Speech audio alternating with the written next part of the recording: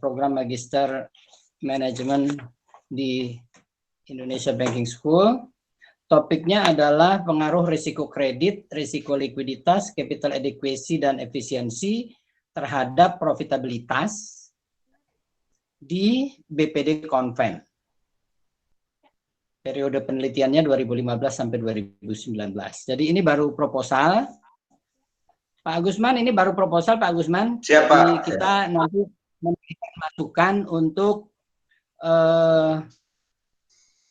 agar penelitian yang akan dilakukan bisa lebih baik gitu Pak Agusman. Siap. Sparta. Gitu ya Pak ya. Jadi ini belum ujian, tapi ini kita memberikan masukan supaya penelitiannya bisa dilanjutkan dengan baik. Ya, saya rasa kami persilakan Saudari Christina Wijayanti. Waktunya paling lama 20 menit Pak. Paling lama 20 menit ya. Terima kasih. Silakan Christina. Pak Agusman dan Pak Sparta. Berikut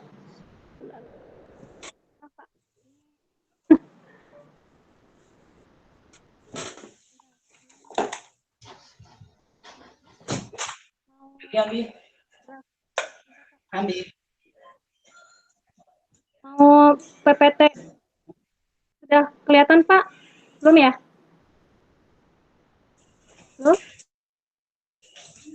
Belum kelihatan Pak? Belum.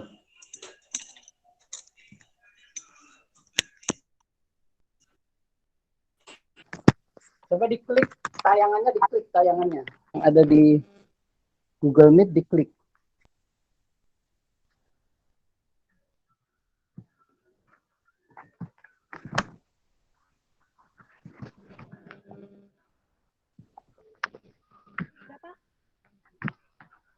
Cari dulu Taufik. Ya, bisa sekarang. Baik. Taufik IBS. Terima kasih waktunya untuk Pak Sparta, Pak Muklis, dan Pak Agusman. Saya Christina Wijayanti, NIM-nya 2018 2111108, ingin memulai minat proposal yang diajukan untuk memenuhi prasyarat.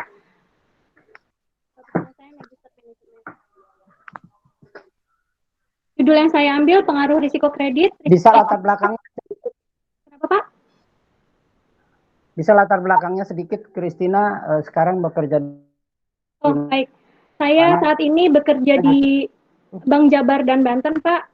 Bagian operasional. Atau background-nya sebelumnya pernah kerja di mana? Oh, baik. Saya lulus S1-nya itu dari lulus S1 ya, Pak. JB.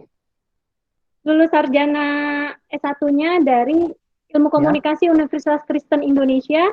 Saya selesai lulus tahun 2006, sorry Pak, 2016 baru 2006. Lalu saya bekerja sebagai jurnalis sebelumnya. Kemudian saya bekerja sebagai administrasi di PT Transfer. Oh. Lalu dimulai 2016 saya bergabung di Bank BJB. Di mana aja itu? Pak? Di Bank BJB. Di mana aja? Di pusat, di cabang? Ya, di Bank BJB saat pertama kali di Bank BJB. Ya, di kantor pusat atau di cabang? Cabang khusus, Pak. Dulu saya marketing dana institusi di kantor cabang khusus Jakarta, KCK Jakarta. Lalu saya sempat dipindah-pindahin di cabang Hasyim Asari, Gajah Mada, dan sekarang terakhir di cabang Kebayoran Baru, KCP Dharma Wangsa, di operasional dana dan jasa. Oh, tetangga, dekat ya, Dharma Wangsa ya? Ya. Oke. Tetangga ya, dekat di situ kan Dharma Wangsa ya? Ya, oke, baik. Silakan. Ya. Lalu pengaruh risiko kredit, saya mengambil pengaruh risiko kredit, risiko likuiditas, capital education ratio, dan efisiensi terhadap profitabilitas. Saya latar belakangnya karena berada di Bank BJB, jadi ingin tadinya mau ngambil BJB, tapi diperluas lagi sehingga ngambilnya di BPD. Ya. Kemudian latar belakangnya ini ada dari data berikut Pak, 2015 sampai 2019 untuk NPL-nya fluktuatif ya Pak, dari 2015 ke 16 naik, lalu 2016 ke 17 juga naik, kemudian 2 tahun terakhir ke 2018 dan 2019 turun dan turun yang lumayan signifikan Pak untuk 2 tahun terakhir untuk NPL-nya. Lalu ROA-nya pun juga turun dari 2017 2,71%, 2,88, 2,64, lalu turun juga. Jadi NPL turun, ROA pun turun. Di sini kan saya melihat harusnya berbanding terbalik ya Pak ya, gitu. Jadi pengen melihat ada pengaruh ROA, pengaruh NPL, maaf, pengaruh NPL terhadap ROA. Kan kemudian juga BOPO, BOPO-nya ini juga fluktuatif Pak, turun, naik, naik dan naik gitu. Tapi ROA-nya turun gitu Pak. Kemudian LDR-nya juga masih fluktuatif. Untuk 2015 ke 2016-nya naik, kemudian 2016 ke 17-nya turun, kemudian turun lagi dan turun lagi, tetap ROA-nya pun turun, masih itu ideal, berarti tidak ada masalah sebenarnya Pak kalau dilihat hipotesisnya seperti ini. CAR-nya pun juga seperti itu, dilihat dari grafiknya Pak. Untuk CAR-nya di 2015 21,90%, kemudian 2016-nya 21,3, naik, naik dan turun gitu. Jadi tidak ada yang ideal di dalam ini Pak. Padahal yang saya pelajari dari Pak Surahman, kondisi permasalahan adalah ketika fakta tidak sama dengan yang idealnya, gitu Pak. Kemudian ini rumusan masalahnya, saya ingin melihat bagaimana pengaruh NPL terhadap ROA untuk di BPD di Indonesia 2015 sampai dengan 2019. Terus pengaruh LDR-nya, pengaruh CAR-nya, lalu pengaruh BOPO-nya. Untuk batasan penelitiannya, di sini saya mengambil data BPD yang konvensional di Indonesia, periodenya 2015 sampai 2019, 5 tahun. Kemudian saya mengambil datanya, data sekunder, mengambil dari website OJK, dan laporan tahunan, annual report, Pak. Dengan menggunakan variabel independennya, rasio NPL, kemudian LDR, CAR, dan BOPO. Variabel dependennya menggunakan ROA. Tujuan saya mengambil judul ini adalah mengetahui pengaruh NPL terhadap ROA pada BPD berdasarkan laporan keuangan 2015 sampai dengan 2019. Kemudian saya juga ingin mengetahui pengaruh LDR juga, lalu pengaruh CAR dan pengaruh BOPO terhadap ROA atau profitabilitas sebagai proksi dari profitabilitas, Pak. Diharapkan manfaat penelitian ini diharapkan dapat memberikan tambahan kajian pustaka, referensi gitu, hingga bisa memberi inputan atau memberi masukan kepada Bank BPD secara umum atau Bank BJB secara khususnya. Kemudian ini kajian pustakanya, Bank menurut fungsinya di sini ada BPD dan Bank Umum. Bank BPD adalah bank yang memiliki tujuan untuk pemerataan pembangunan seluruh daerah Indonesia. Kalau bank umumnya sebenarnya seperti yang ada untuk melaksanakan kegiatan usaha secara Christina, yang semacam ini saya rasa dilompati aja. Kalau definisi-definisi itu kan dilompatin aja. Nah ini boleh nih kalau seperti ini. Ini risiko kreditnya dan risiko likuiditasnya ya Pak ya. Risiko kegagalan kredit adalah risiko kegagalan. Ini variabelnya NPL, LDR, BOPO, CAR, dan kerangka pemikirannya untuk ke ROA. Ini variabelnya Pak. So, kemudian hipotesis yang udah saya dapatkan itu risiko kredit berdampak positif pada kinerja keuangan BPD. Kalau ada lihat, kemudian berdampak negatif, ada yang berdampak negatif juga. Risiko likuiditas atau LDR juga berdampak positif dan juga bisa negatif untuk S1 dan S2-nya, untuk HB1-nya dan HB2-nya. Kemudian untuk risiko likuiditas bisa dampak negatif juga dampak positif, juga dengan risiko dengan efisiensi atau yang bisa diproyeksikan dengan BOPO juga bisa berdampak negatif dan positif terhadap profitabilitas. Teknik pengumpulan sampelnya Pak, awalnya saya BPD secara keseluruhan, tetapi ternyata saya melihat latar belakang kemajuannya itu bukan seperti apa ya, pada syariah itu masih kurang maju gitu Pak. Jadi saya mengambilnya konvensional. Kemudian untuk laporan-laporan keuangannya untuk syariah juga masih belum komplit, masih belum bisa mengajukan OJK-nya, masih belum baik gitu Pak. Kalau dari laporan reportnya satu persatu dan dari website OJK-nya. Kemudian saya ngambilnya dari laporan keuangan. Ya, kemudian dari website OJK juga. Ya. Ini untuk data analisisnya, saya menggunakan analisis regresi data panel, pool list square, common effect. Ini poolnya ini karena saya mengambil 24, tadinya 26 Pak, tapi dari 2016 itu Aceh jadi bank syariah. Jadi kita take down untuk Jadi Aceh kita take down untuk tidak kita masukkan ke konvensional. Jadi Aceh pun tidak ada konvensional. Jika kalau misalnya sambil BJB ada BJB konven dan ada BJB syariah, tapi kalau Aceh tidak ada BJB konvennya.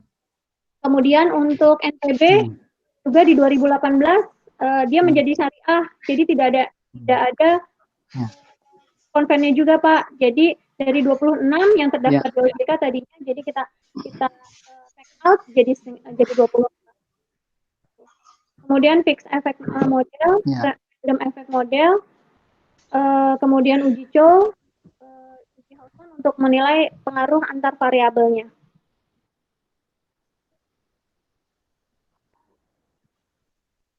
Oke. Baik, sekian. Ya, terima kasih, Christina.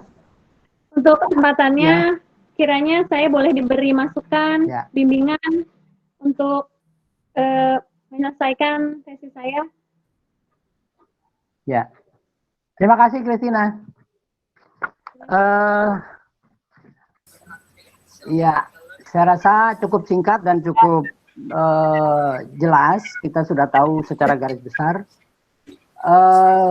Saya persilakan Pak Agusman dulu, atau saya dulu? Pak Agusman dulu boleh? Pak Muklis dulu, monggo Pak. Silakan Pak. Oh, saya dulu boleh? Boleh, ya, boleh, monggo Pak. Silakan Pak. Ya. Bu Christina, tolong dicatat ini ya. Saya ada beberapa saran. Christina tutup dulu itunya, tutup dulu apa? Ini presentasi tutup dulu, Christina. Presenting ya Pak? Ya, tutup dulu. Ya. Ya.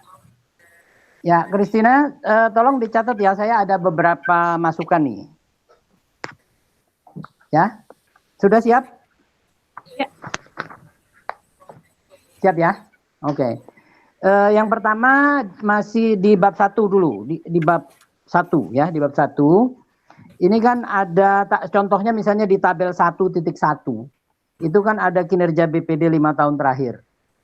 Ya. Nah, kalau bisa akan lebih bagus kalau Anda gunakan juga, paparkan juga pembandingnya gitu loh. Pembandingnya tentunya yang di luar BPD. Nah, terserah mau misalnya rata-rata keseluruhan bank mungkin itu lebih mudah mungkin kalau ada ya, kalau ada. Jadi misalnya NPL 2015 3,11. Keseluruhan bank berapa sih gitu. Paham nggak? Ya, seluruh bank itu mungkin datanya di OJK atau di OJK saya rasa ada itu. Mungkin ya. Nah, kemudian tahun 2016 NPL 3,19. Secara keseluruhan berapa sih? Gitu ya. Sehingga kita tahu 3, dan 2, ini tinggi atau rendah sebetulnya gitu. Kalau sekarang kan kita nggak tahu. Ya memang kita tahu ini di bawah 5% berarti baik gitu kan. Tapi dibanding dengan bank-bank lain bagaimana gitu. Ya, jelas ya. Kalau bisa ditambahkan seperti itu, kita jadi lebih mendapat gambaran tentang BPD ini gitu. Ya, kalau bisa ya. Atau mau diambil misalnya 5 bank terbaik misalnya. Ya, 5 bank terbaik, ya katakanlah BCA, Mandiri, BNI, BRI, sama apa? BRI, BNI, Mandiri, apa satu lagi? 5 bank terbaik misalnya. Kan? Nah, kemudian lihat NPL 5 tahun itu berapa persen gitu kan? Nah, misalnya katakanlah 1,5, 1,3, 2,1, ini berarti kan angka ini tinggi misalnya gitu. Tapi kalau misalnya 4, sekian, 3,75, ini berarti angka ini rendah gitu kan. Itu bikin kita menjadi lebih punya informasi tentang BPD ini gitu ya. Nah, demikian juga dengan yang lain, BOPO, LDR, KARWA gitu ya. Kalau bisa ada pembandingnya jadi lebih nyaman, kita lebih mengerti. Jadi begini. Misalnya BOPO itu 76 ini sih sebetulnya kelihatannya ya lumayan bagus ya. Memang ada bank yang bisa sampai 60 misalnya gitu, 65 lah, 65, 68 gitu kan. Nah, berarti kan BPD kurang efisien dibanding bank-bank lain, bank-bank itu gitu kan. Nah, jadi kalau bisa. Kemudian LDR misalnya, LDR ini kan jelas tinggi nih kan. Kan ini nilainya kalau nggak salah di sini ada keterangannya nilainya cukup ini kalau segini kan. Ya kan baiknya kan di bawah 85 apa kalau nggak salah ya. Nah, sehingga ini kan tinggi nih. Nah, kemudian juga gini. Nah, ini kan Christina ini kan di BPD, jadi pasti tahu ya bahwa BPD itu kan orang memandangnya sebagai bank milik pemerintah. Walaupun Pemda tapi kan pemerintah. Sehingga orang menganggap risikonya rendah gitu. Naruh uang di BPD itu menganggap risikonya rendah. Ya, sehingga walaupun LDR-nya tinggi, dana pensiun itu nggak keberatan gitu ya. BPD itu setiap nelpon Taspen lah atau nelpon Asabri atau apa dana pensiun itu nggak ada yang mikir ini bank berisiko, nggak ada. Jadi walaupun LDR-nya sudah dekat-dekat 100 mereka tetap aja taruh gitu kan. Nah, kalau bank swasta dengan LDR segini dana pensiun itu udah ngeri gitu ya. Udah nggak berani ya. Tapi kalau karena ini BPD mereka masih berani gitu. Ya, kasih uang 500 miliar, 400 miliar, 800 miliar masih berani dengan LDR segini. Coba kalau bank swasta nggak berani gitu kan. Nah, gambaran seperti itu membuat nanti tesis ini menjadi lebih hidup gitu loh. Ya, dia menjadi lebih hidup. Anda bisa cerita sesuatu yang Anda sendiri tahu ya, Anda sendiri tahu gitu. Nah, gitu ya. Kemudian KAR misalnya, KAR-nya ini kan tinggi nih. Nah, coba kalau dibanding bank lain gimana? Nah, lalu ROA. Nah, ROA ini angka segini ini kita nggak tahu nih tinggi apa rendah kan karena kita nggak membandingkan. Ini sebetulnya ini termasuk tinggi nih gitu ya, 2,7 ini saya rasa termasuk tinggi. Nah, nanti kalau Anda bisa jelaskan juga kenapa tinggi gitu. Kenapa tinggi? Ya. Nah, ini Anda harus tahu nih gitu ya. Jadi oh ya, tadi NPL juga. Anda harus tahu bahwa BPD itu kan kira-kira ya kecuali BJB ya, kecuali BJB. Kalau BJB kan udah seperti bank nasional ya. Ya enggak? Tapi yang menjadi seperti bank nasional kan baru BJB aja. Ya. Yang lain apa mungkin Bank Nagari lah. Jatim juga Jatim hampir Pak. Jatim hampir, tapi yang benar-benar sampai ke seluruh Indonesia kan baru Bank BJB. Benar. Ya, dari 24 itu paling yang sudah menasional itu nggak sampai 5. Betul nggak? Ya kan? Nah, kalau yang murni BPD itu kan dananya dana Pemda, ya. kredit pegawai. Ya, betul nggak? Nah, sehingga kredit pegawai itu NPL-nya rendah sekali kan, 0, itu. Idealnya ya? Harusnya seperti itu Pak. Kecil sekali itu, ya kan? Nah, kalau dia jadi tinggi, itu biasanya karena di combine, di rata-rata tertimbang dengan kredit komersialnya gitu. Oh ya, benar. Ya, nah ini nanti ada kaitannya dengan hipotesisnya. Tadi kan Anda mencari apakah NPL itu akan menaikkan atau menurunkan ROA, gitu kan? Ya, Kan benar. hipotesisnya kan seperti itu, ya kan? Nah ini sebetulnya intinya adalah satu nanti seberapa persen kredit komersial yang dilakukan oleh sebuah BPD. Kalau BPD itu katakanlah 90% kreditnya adalah kredit pegawai, itu NPL-nya mestinya rendah. Ya. Tapi kalau dia misalnya 40% kredit komersial, 60% kredit pegawai, nah itu NPL-nya biasanya naik. Kenapa naik? Kadang-kadang yang konsumernya ini, yang kredit pegawainya itu cuma 0,5%, kredit komersialnya 8% misalnya gitu kan. Ya. 6%, 8%. Tapi begitu di rata-rata, turun dia jadi 3, sekian gitu loh. Iya, iya. Gitu.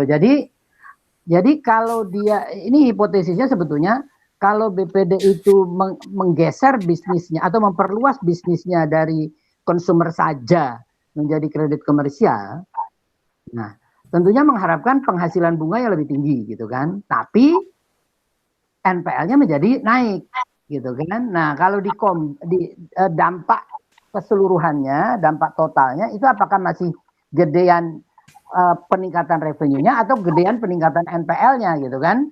Kalau gedean peningkatan NPL-nya berarti NPL ini akan berpengaruh negatif terhadap ROA. Ya. Tapi kalau mengakibatkan lebih besar dampak positifnya dari kredit komersialnya itu, maka NPL ini akan berdampak positif terhadap ROA. Gitu ya.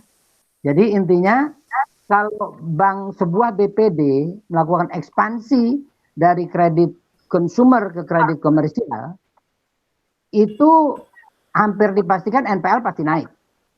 Ya, NPL pasti naik. Tapi peningkatan pendapatan juga kan naik, gitu kan? Karena pasarnya lebih luas, gitu kan? Nah, apakah peningkatan pendapatan itu lebih besar daripada CKPS yang harus dibentuk? Nah, kalau itu lebih besar, berarti NPL itu nanti akan berpengaruh positif terhadap ROA. Tapi kalau sebaliknya, berarti NPL-nya akan berpengaruh negatif terhadap ROA. Nah, gitu loh. Jadi penjelasan seperti itu sebaiknya nanti ada gitu, ya. Nah, demikian juga dengan LDR. Oh ya, satu hal nanti LDR-nya ini tolong diperbarui nih dengan LFR itu apa pengaruhnya kira-kira ya? LFR kan sekarang yang dipakai LFR tuh loan to funding ratio. Jadi kalau BPD itu menerbitkan obligasi di pasar modal misalnya, kalau BPD menerbitkan obligasi di pasar modal, lalu obligasinya itu dibeli oleh non-bank, maka itu dianggap DPK, dianggap seperti DPK. Nah itu ini Anda pakainya LDR atau LFR gitu. Itu ada kalau nggak salah tahun berapa itu dulu berubah peraturannya. Nah itu tolong diperhatikan ya. Oke, itu ya. Nah kemudian LDR ini juga sama seperti tadi ya, dengan LDR yang tinggi, apakah akan mengakibatkan ROA yang naik gitu ya? Karena kalau LDR tinggi itu sebetulnya kan akan memberi peluang bagi BPD untuk memberikan kredit lebih banyak, betul nggak? Nah, kalau LDR tinggi itu kan artinya bank itu bisa lebih menggenjot kreditnya. Menggenjot kredit berarti kan meningkatkan potensial profit. Tapi muncul masalah likuiditas. Mungkin BPD itu menjadi harus pinjam interbank, ya kan? Harus pinjam interbank. Nah, mungkin biayanya jadi jadi tinggi, jadi rendah sehingga pengaruhnya ke ROA gimana gitu kan? Nah, itu yang seperti itu, logika semacam itu hendaknya dibangun supaya jangan garing nih tesisnya gitu loh. Tahu nggak maksud saya garing? Ya, jadi supaya Anda bisa meresapi apa sih di dalam operasional sehari-harinya seperti apa ini sebetulnya permainan LDR ini gitu loh. Ya, jadi jangan kita cuman angka aja tanpa meresapi maknanya gitu. Ya, itu misalnya seperti itu. Kemudian CAR juga begitu ya. CAR ini Anda tahu lah, CAR itu kan ada kalau untuk yang seperti BJB dia kalau mau nambah modal dia bisa isu saham. Tapi yang udah isu saham BPD itu berapa sih? Yang sudah go public kan baru BJB, Bank Jatim, yang mana? 2 itu ya? Jateng belum. Jateng udah belum lah. Jateng udah Pak go public. Oh ya, coba tanya Pak Agusman tuh. Kayaknya belum deh. Ya mungkin Pak Agusman lagi. Kayaknya belum ya, berarti kan baru 2. Nah, kalau bank BPD yang lain itu kalau dia butuh modal, dia harus merayu gubernur, merayu bupati, merayu wali kota dan DPRD. Nah, itu kan, ya itulah yang mengakibatkan dia mudah atau tidak mudah mendapatkan modal gitu ya. Nah, jadi itu Anda harus resapi itu cerita-cerita seperti itu. Dan nanti kan yang berpengaruh terhadap KAR kan selain modal juga ATMR, ya kan? Apa pengaruhnya ke ATMR? Nah, itu supaya Anda ceritakan hal-hal semacam itu sehingga kita menjadi lebih hidup lah gitu ya, lebih hidup. Oke. Nah, jadi nanti waktu ke hipotesis, misalnya di sini NPL itu kan bisa berpengaruh positif, bisa berpengaruh negatif. Ya. Kalau positif itu kenapa gitu. Jadi ada ceritanya gitu. Kalau negatif itu kenapa gitu. Ada ceritanya. LDR juga begitu, BOPO juga begitu, KAR juga begitu. Oke? Itu aja. Saya intinya itu supaya lebih apa ya? Lebih kayak lebih hidup lah. Lebih hidup. Saya nyanyi itu aja supaya tesis Anda lebih hidup gitu. Anda meresapi betul bagaimana kehidupan di BPD. Anda kan di BPD gitu. Makanya saya tanya dulu tadi Anda BPD bukan gitu. Ya, saya rasa itu aja dari saya ya. Ya, terima kasih banyak Pak Muklis. Terima kasih ya. Oke. Berikutnya silakan Pak Agusman. Terima kasih Pak Muklis. Assalamualaikum warahmatullahi wabarakatuh. Waalaikumsalam. Selamat siang. Yang saya hormati Pak Muklis, Pak Sparta, dan wabil khusus Mbak Christina Wijayanti yang tadi kita sudah dengar presentasinya. Saya sepakat dengan Pak Muklis tadi, bagaimana cara supaya tidak garing ya Pak ya. Jadi ini sangat penting ini. supaya enak gitu ya, supaya enak. Dan menarik seperti itu. Mungkin kita sepakat semua mengenai itu. Jadi kalau boleh saya ada beberapa masukan. Nanti saya juga kirim, ada format yang dikirim Pak Taufik ke saya. Nanti saya bisa kirimkan juga, menyusul. Yang pertama mungkin kalau boleh saya mulai dari judul. Jadi kalau judul ini kalau bisa setara hal yang kita lihat. Jadi kalau misalnya ada risiko kredit, risiko likuiditas, pada saat KAR itu sebenarnya kan konsepnya apa sih? KAR itu kan mengenai permodalan. Jadi tidak usah KAR-nya yang maju, tapi permodalannya. Kemudian efisiensi, seperti itu. Jadi biar setara, karena yang namanya KAR itu kan nanti jadi proksi untuk permodalan. Seperti halnya NPL itu proksi untuk risiko kredit. LDR proksi untuk likuiditas dan seterusnya. Jadi seperti itu. Itu yang pertama judul. Yang kedua, saya sepakat dengan Pak Muklis nanti juga harus didalami kenapa kita fokus ke bank BPD konvensional. Nah, memang tadi cuma sedikit yang tidak konvensional, tapi ada baiknya digali. Kenapa dan seterusnya. Jadi tambah menarik tuh. Jadi kan kita ingin supaya lebih hidup dan bunyi. Yang berikutnya, saya mengusulkan variabelnya ditambah. Ini kan yang namanya profit, itu kan dipengaruhi oleh faktor internal dan eksternal. Internal itu kan sudah ada, risiko kredit, likuiditas, permodalan, dan efisiensi. Biar penelitian seperti ini itu dikontrol. Size-nya, total asetnya dikontrol. Jadi mohon dimasukkan variabel total aset untuk mengontrol semua aktivitas di internal bank. Jadi nanti di log normal itu, size-nya itu. Jadi masuk faktor size, satu. Satu lagi saya ingin menambahkan supaya ini juga menarik tesisnya Mbak Chris. Ditambahkan pertumbuhan PDRB. Jadi setiap daerah itu ada, setiap BPD itu kan ada pertumbuhan. Kalau di makro, di nasional itu kan ada pertumbuhan ekonomi. Mestinya ekonomi daerah, ini mestinya ya, juga berpengaruh terhadap kinerja BPD.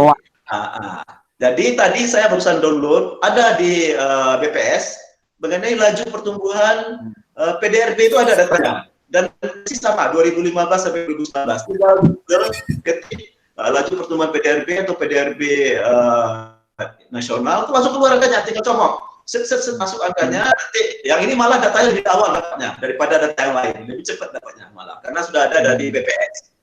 Itu akan semakin menarik mengenai penelitiannya. Jadi nanti juga akan dijelaskan kenapa kita mengontrol size, kenapa kita mengontrol mengenai laju pertumbuhan ekonomi daerah. Saya duga, ini dugaan saya di Pak Muklis, Pak Sparta. Dugaan saya belum ada penelitian mengenai ini, yang melihat pengaruh ekonomi daerah terhadap masing-masing BPD ini. Karena mungkin ya banyak uang BPD ini malah di pusat daerah uangnya, tidak di daerah uangnya. Nah, ini ya ini ya. Kemudian saya ingin juga memperkuat penelitiannya Mbak Christina ini. Waktu analisis data kan milihnya pakai panel ya. Kemudian panel itu kan nanti ada yang pool, ada yang fixed effects, ada yang random effects. Waktu uji spesifikasi itu kan pakai chow test. Chow test itu kan memilih antara fixed effect dengan pool. Kemudian pakai Hausman, milih antara fixed effect dengan random effect. Ada satu yang belum masuk, yaitu LM test. LM test memilih antara pool dengan random effect. Nah, itu tolong ditambahkan supaya nanti bisa mencari model mana yang paling kuat. Saya kira dari saya itu Pak Mukhlis sebagai untuk memperkuat penelitiannya Mbak Christina ini. Ada beberapa salah ketik, tapi nanti saya kirim aja ke beliau langsung. Saya memperkuat. Demikian Pak, makasih. Selamat keberkatan. Bagus kan. Ya, ini pertemuan kita ini efektif sekali rupanya nih ya, presentasinya singkat, tapi kena gitu ya. Ya. Kalau gitu tinggal Pak Sparta nih. Silakan Pak Sparta. Terima kasih sebentar ya. Terima kasih Pak Mukhlis atas kesempatannya, masukannya. Mungkin karena ini mahasiswa bimbingan skripsi saya mungkin mengingatkan kembali kepada Christina. Pertama untuk masukan Pak Mukhlis ya. Mengenai bab 1, saya sepaham dengan Pak Mukhlis ya. Di tabel 1 itu harus disandingkan dengan rata industri perbankan, ada di OJK ya, 2015 sampai 2019 ada. Atau bisa juga menyandingkan rata-rata dari bank ternama, 5 bank terbesar ya, bisa juga. Untuk sebagai benchmark, apakah rata-rata BPD di Indonesia itu menunjukkan di atas atau di bawah. Nah, kalau di atas di bawah pasti ada spesifik dengan kondisi BPD ini. Tadi seperti Pak Mukhlis sudah sampaikan juga, mungkin karena dia dapat fasilitas banyak dari Pemda ya, di Pemda ya tidak peduli, jadi siapapun di direktur BPD itu pasti untung ya, asal dia jangan korupsi ya. Soalnya korupsi lah, anak SMA pun di BPD pasti untung juga itu. Karena dia nggak ada, ya effortnya pasti nggak ada lah. Effortnya apa sih, cuman dapat dana dari Pemda, kemudian disalurkan di konsumsi pegawai, udah pasti shipping udah pasti, begitu masuk ke komersial itu banyak yang BPD itu jeblok gitu. Nah, situ kan effort yang kuat, biasa mereka nyantai, mereka berusaha effort yang kuat, jadi keteteran ya. Beda sama Bapindo itu pusing ya, kalau Bapindo pusing gitu ya. Tiap hari mumet tuh pikiran di Bapindo itu satu tempat yang lama. Jadi jadi yang itu Mbak Christine itu benar sampai Pak Mukhlis, saya setuju sekali, saya setuju juga dengan dari Pak Agusman ya. Juga seperti misalnya harus Mbak Christina karena sudah bekerja di Bank BPD, harus logika teori yang dimiliki dalam kajian teori disambungkan juga dengan logika praktek.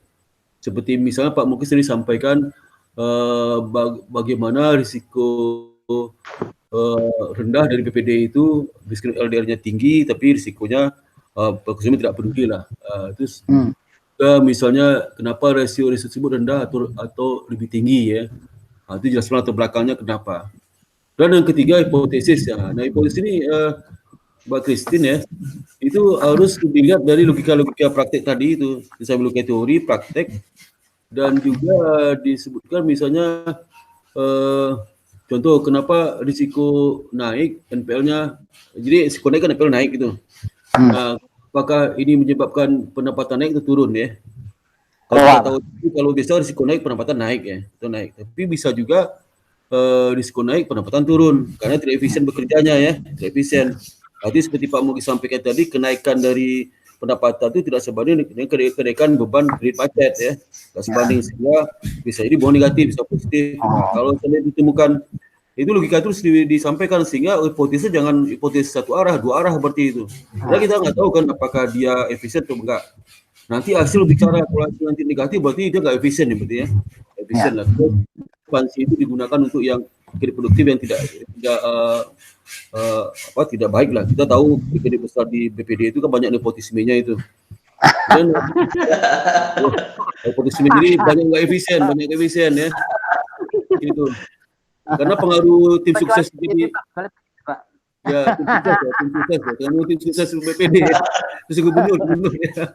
Nah, itu harus dibangun Mbak Kristina ya. Kalau Mbak Kristina kerja di BPD jangan sebagai karyawan klerek aja, harus mikir juga kenapa ini ya, sedikit lihat juga lah. Dihayati pekerjaan itu, dimaknai lah pekerjaan itu. Kan juga sama, kan itu apakah karena naik, apakah bisa menaikkan pendapatan atau tidak. Kalau karena naik itu digunakan untuk atau produktif yang tidak efisien, ya sama aja kan. Jadi bisa positif dan negatif ini. Waktu hipotesis harus ada logika teorinya. Jadi tadi setelah dibangun logika seperti itu, begitu ngaji hipotesis ada logika teori sama praktek. Yang kedua adalah hasil penelitian sebelumnya.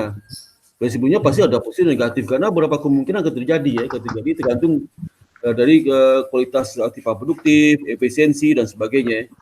Nah itu dari Pak Muklis ya, jadi tolong dicek lagi bab 1, bab 2 itu. Ya, kemudian yang ketiga masukan dari Pak Agusman ya.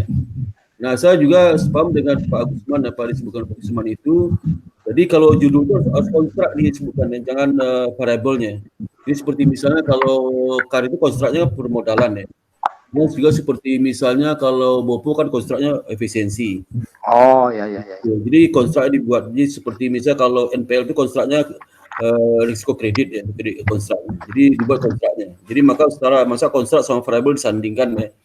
Karena kontrak itu nanti ada berapa proksinya itu, bisa proksi A, B, C, bisa cara A, cara B, cara C ya.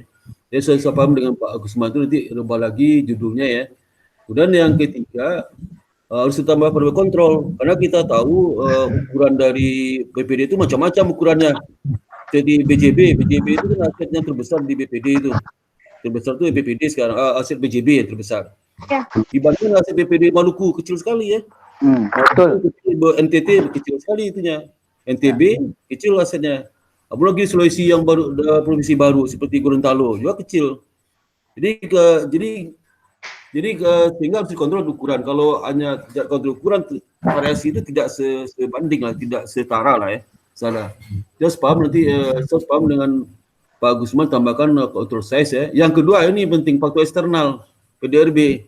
Waktu saya dulu meneliti tentang PPD, memang saya pakai PDRB Pak Agusman. Waktu saya pribadi. Tapi karena ini si Kristina, terus tidak karena suami mantan orang Padang, jadi PDRB ini. Tapi karena Pak Agusman yang mengusulkan ya, dia harus melaksanakan tuh. Kalau saya nggak enak juga. Jadi kamu harus bagi PDRB itu data gampang ya, data gampang sekali. Jadi karena PDRB itu data gampang di LPS ada ya, kemudian juga di laporan BI per daerah juga ada itu laporan BI. Ada laporan BI, laporan ekonomi bulanan BI, ada PDRB mereka sampaikan. Kamu sampaikan PDRB jadi Bank Nagari, berarti PDRB Padang kan, Sumbar diambil ya. Nah, itu penting itu karena kalau tidak ya, misalnya contoh di Jawa Barat ini PDRB bagus, kok tiba-tiba PDRB nggak bagus ya, berarti kan ada sesuatu ya. Kalau nggak ada kontrol ini kan nggak terdeteksi demikian ya. Dan ketiga ya, waktu analis data dilihat panel lah, ini ya saya setuju nih bagus, karena biasanya kalau S1 biasa 2 uji aja, yaitu uji COW sama uji Osman. Kalau uji COW-nya udah signifikan, mereka masuk ke Osman. Kalau nggak signifikan, mereka cukup sampai di COW. Nah, ditambah lagi alam tes tadi untuk membandingkan apa random effect dengan aduh lupa saya. Apa? Apa enggak Guzul? Random effect dengan ya dibandingkan itu ya.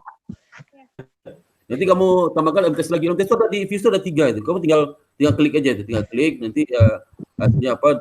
Berarti kamu tambahkan di metodologi itu uji tes fit dari persamaan data panel itu ya. Dan jangan lupa kamu sebutkan data panelmu adalah balance data panel ya. Karena kamu kan mengambil semua BPD yang tiap tahun pasti datanya ada lah ya. Ada. Jadi balance data panel karena treatment balance sama unbalance itu kan beda treatmentnya ya. Itu saja, terima kasih kepada Pak Agusman, Pak Muklis yang masukannya bagus sekali ini sehingga untuk Kristina harus kamu laksanakan masukan ini ya. Jadi saya tunggu waktunya paling lama 10 hari dari ini ya. Jadi nanti 10 hari itu kamu sampaikan juga perbaikan itu ke Pak Muklis, ke Pak Agusman ya. dengan menyertakan itu form perbaikan ya. Nanti kamu sertakan form perbaikan yang sudah kami isi namamu dan sebagainya, tinggal nanti masing-masing Pak Muklis sama Pak Kusuma tinggal dia nambahkan apakah setuju atau enggak sama tentangan elektronik. Disampaikan juga perbaikan sama form itu paling lambat 10 hari setelah ini ya. Tanggal berapa? Soalnya tanggal hari apa? Tanggal 15. Berarti tanggal 25 paling lambat ya. Lambat tanggal 5 lah. Kalau enggak nanti ujian Sempro kamu dibatalkan ya. Mau enggak? Kalau terlambat dibatalkan ujian lagi. Kalau terlambat tanggal 25 diujian lagi kamu. Ya harus cepat ya. Jadi siang malam ngerjakannya kan nggak tinggal berubah itu aja itu ya. Yang penting nanti mintakan tambahan Pak Muklis sama Pak Agusman. Karena Pak Muklis ini juga praktisi di bidang perbankan, segi pelatihan dia tahu banget ya bagaimana kondisi PBD. Karena LP itu akrab dengan PBD itu. Kemudian kalau Pak Agusman direktur seperti di BI ya, lebih tahu lagi itu puluhan tahun ya kan. Kalau saya dulu sempat mencoba kerja di bank 8 tahun ya. Itu sempat juga ya macam-macam lah. Kerja serabutan lah saya. Jadi demikian Pak Muklis tanggapan dari saya sebagai pembimbing. Terima kasih banyak masukannya kepada Pak Muklis dan Pak Agusman. Itu waktu saya kembalikan lagi kepada Pak Muklis. Terima kasih. Ya, terima kasih Pak Sparta. Oh ya, Mbak Kristina ya, selama penulisan ini rajin-rajin berkomunikasi dengan senior-senior di Bank BJB. Ya, kan banyak kenalan-kenalan di sana yang lebih senior, sehingga yang ditulis di sini menurut mereka prakteknya bagaimana sih gitu loh. Ini tadi ini seperti supaya tidak garing tadi itu ya, supaya lebih hidup gitu. Jadi jangan hanya numbers aja gitu ya. Jadi supaya lebih membumi tadi. Jadi misalnya rasio likuiditas LDR itu gimana sih dalam prakteknya gimana sih? Misalnya Anda kenal dengan katakan misalnya dengan orang-orang di treasury misalnya gitu kan, ajak ngobrol-ngobrol gimana sih kalau lagi LDR tinggi itu apa sih yang dilakukan, apa sih yang dipikirkan oleh direksi gitu kan, gitu loh ya. Terus kalau lagi CAR kurang itu gimana sih, mereka mikirkan apa sih gitu kan, yang dipikirkan. Jadi sebanyak mungkin berkomunikasi sehingga sebetulnya metodologinya nggak cuma data sekunder tapi juga ada observasi, wawancara gitu ya, sehingga lebih hidup lagi nanti, sehingga Anda selama menulis ini juga memperoleh manfaat gitu ya, sehingga nanti waktu Anda sudah MM gitu kan, atasan Anda, rekan kerja Anda melihat oh ini wawasannya sudah luas, ini sudah tidak seperti lulusan S1 lagi gitu ya. Itu yang kami harapkan seperti itu gitu ya, Mbak Kristina ya. Baik. Ya, oke. Saya rasa cukup ya, Pak. Cukup, Pak. Cukup, Pak. Baik, kalau Terima begitu. kasih Pak Sparta, Pak Muklis.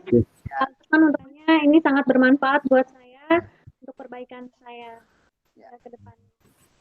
Ya, terima kasih kembali. Berarti bisa saya akhiri. Gimana Pak Taufik? Ya Pak, sudah bisa Pak. Saya tutup ya.